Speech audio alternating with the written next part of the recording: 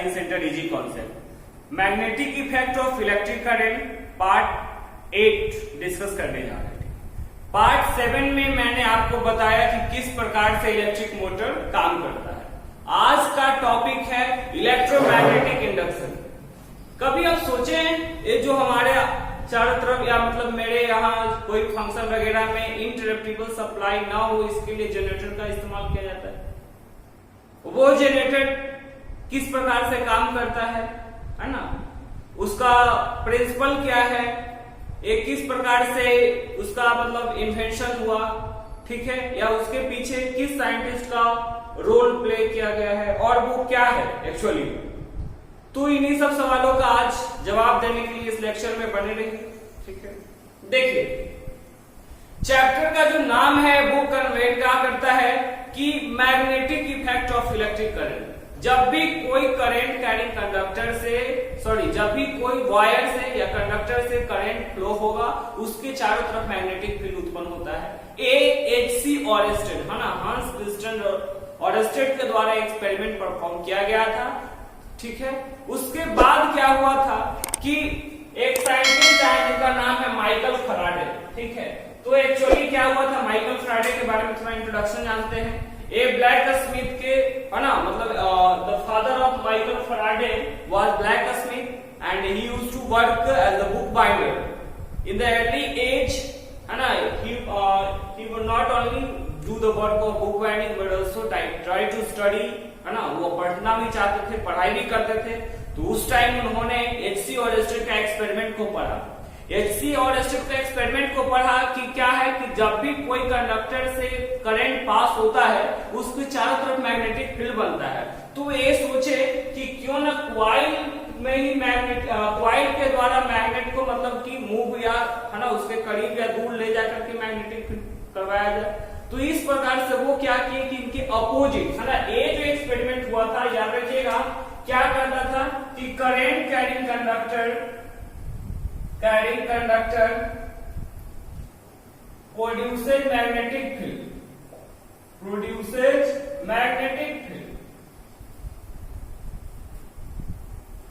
ठीक है। लेकिन ये क्या किए थे कि मैग्नेट के द्वारा ना, बाई मैग्नेट है ना, मैग्नेट के द्वारा करंट कैरिंग कंडक्टर वायर से क्या करवा दिए थे, प्रोड्यूस करवा दिए, ठीक है। एक्चुअली इनका एक्सपेरिमेंट क्या था देखिएगा, आपका कॉइल हो गया, इसमें क्या किया गया था, बार मैग्नेट को क्या किए थे, मूवमेंट करवाया, ठीक है। और इसमें गैल्वेनोमीटर अटैच था। गैल्वेनोमीटर हुआ क्या कि जब करंट पास जब क्या हुआ, बार मैग्नेट को या तो इसकी कॉइल में प्रवेश करवाया गया या इसे दूर ले जाया गया। तो दोनों केस में क्या हुआ था कि गैल्वेनोमीटर में डिफ्लेक्शन होता है। गैल्वेनोमीटर एक क्या है, डिवाइस है जो शो करता है क्या, परसेंस ऑफ इलेक्ट्रिसिटी, है ना। इसमें इलेक्ट्रिसिटी डेवलप हो रहा है कि नहीं, गैल्वेनोमीटर रिप्रेजेंट करता है। तो ये जो एक्सपेरिमेंट परफॉर्म करवाया गया था वो माइकल फैराडे के द्वारा। तो सबसे पहले जो देखिए टॉपिक क्या है, इलेक्ट्रोमैग्नेटिक इंडक्शन। तो सबसे पहले बात हम टॉपिक समझते हैं कि इलेक्ट्रोमैग्नेटिक इंडक्शन करते किसे हैं, ठीक है। तो आ जाइए देखते हैं। Electromagnetic induction is defined as production of electric current by magnetism is called electromagnetic induction, ठीक है। क्या कह रहा है, इसको कहते हैं क्या, इलेक्ट्रोमैग्नेटिक इंडक्शन। सिंपल भाषा में अगर समझे तो मैग्नेट के द्वारा इलेक्ट्रिसिटी प्रोड्यूस करवाना इलेक्ट्रोमैग्नेटिक इंडक्शन कहलाता है ना।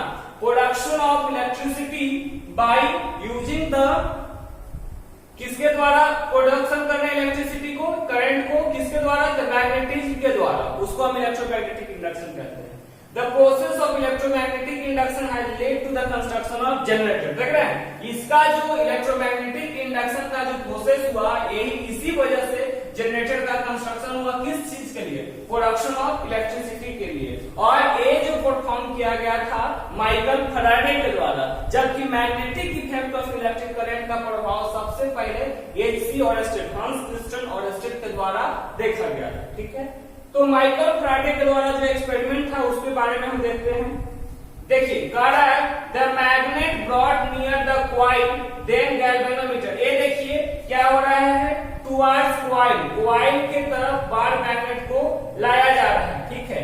ये क्या है आपका मैग्नेट है। तो यहाँ पे देख रहे हैं डिफ्लेक्शन शो कर रहा है, ठीक है। ये क्या डिफ्लेक्शन शो कर रहा है, गैल्वेनोमीटर में डिफ्लेक्शन शो कर रहा है, ठीक है, गैल्वेनोमीटर में। और यहाँ पे देखिए अवे है ना, मतलब कि मैग्नेट को क्या हुआ, कॉइल से निकाला जा रहा है। तो आप देखेंगे, समझेंगे गौर से, the magnet brought near the coil, then galvanometer shows the slight deflection, है ना। मतलब क्या कर रहा है कि जब मैग्नेट को कॉइल के नजदीक लाया जाता है तो गैल्वेनोमीटर में थोड़ा सा डिफ्लेक्शन होता है। When magnet was taken away, then the coil of the galvanometer shows deflection in opposite direction, ठीक है। अब इसे दूर ले गया तो विपरीत दिशा में फिर क्या किया, डिफ्लेक्शन शो किया। लेकिन there was no deflection in case when the bar magnet was kept at rest। ये उस समय कोई डिफ्लेक्शन नहीं था। कब, जब क्या किया था कि कॉइल को, है ना, कॉइल को क्या किया कि प्लेस कर दिया था थोड़ा बार मैग्नेट में, कॉइल में क्या किया था, बार मैग्नेट को प्लेस कर दिया था। तो उस केस में कोई डिफ्लेक्शन नहीं हुआ था, ठीक है। तो जब डिफ्लेक्शन होता है किस केस में, तो याद रखिएगा जब कॉइल में क्या कर रहा है, बार मैग्नेट को प्लेस किया जा रहा है और उससे दूर निकाला जा रहा है ना, मतलब कि उसके करीब और उससे दूर लेकर जाया जा रहा है तब, ठीक है। तो ये but there was no deflection when magnet kept stationary, लेकिन उस समय कोई डिफ्लेक्शन नहीं हुआ था जब ये स्टेशनरी माने स्थिर पर था तब, ठीक है। The condition necessary for the production of electric current by electromagnetic induction is that there must be relative motion। देख रहे हैं कब प्रोड्यूस होगा, तो वहां पे एकदम हमेशा रिलेटिव मोशन होना चाहिए। किसके बीच में, the coil of wire and the magnet, ठीक है। Coil of wire and magnet के बीच में क्या होना चाहिए, रिलेटिव मोशन होना चाहिए, तभी जाकर के क्या होगा, इलेक्ट्रोमैग्नेटिक इंडक्शन होगा। देखिए the current necessary for production of electric current by electromagnetic induction, है ना, is that there must be, है ना, तभी उत्पन्न हो सकता है जब क्या होगा वहां पर, तो रिलेटिव मोशन होगा between the coil of wire and the magnet, ठीक है। तो इसके बीच में अब यहाँ पे होता है, एक्चुअली में हो क्या रहा था, देखिए इलेक्ट्रोमोटिव फोर्स डेवलप हो रहा था। वो कैसे, तो थोड़ा सा एक कॉन्सेप्ट है मैग्नेटिक फ्लक्स का। तो मैग्नेटिक फ्लक्स कहते हैं किसको है, तो it refers to the total number of magnetic field lines penetrating at the surface place perpendicular to the magnetic field, ठीक है।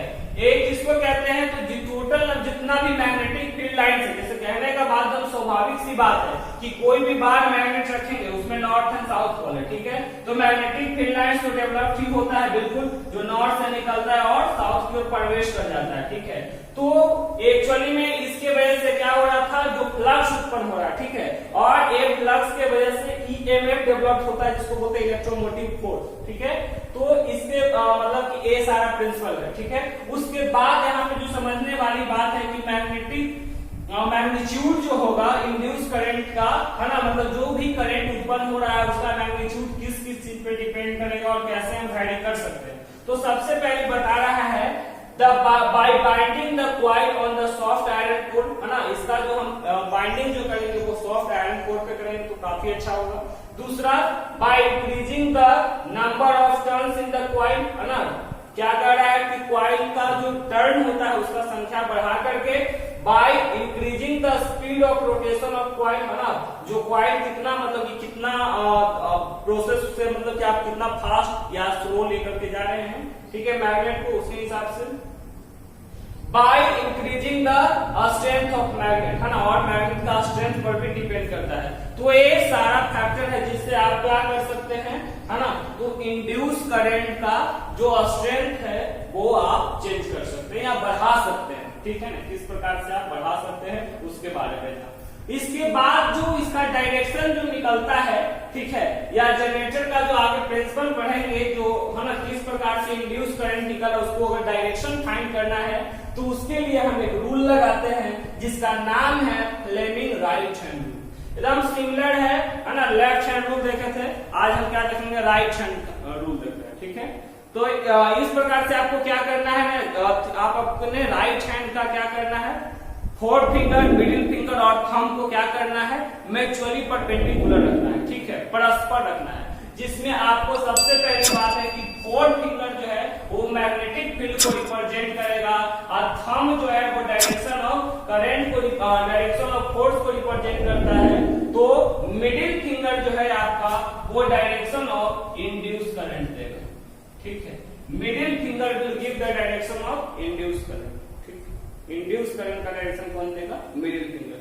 तो फ्लेमिंग राइट हैंड रूल क्या कहता है, याद रखेंगे, व्हेन वी stretch our है ना fourth finger, middle finger and thumb of our left hand mutually perpendicular to each other in such a way that fourth finger gives the direction of magnetic field, thumb gives the direction of force, then middle finger will give the direction of induced current.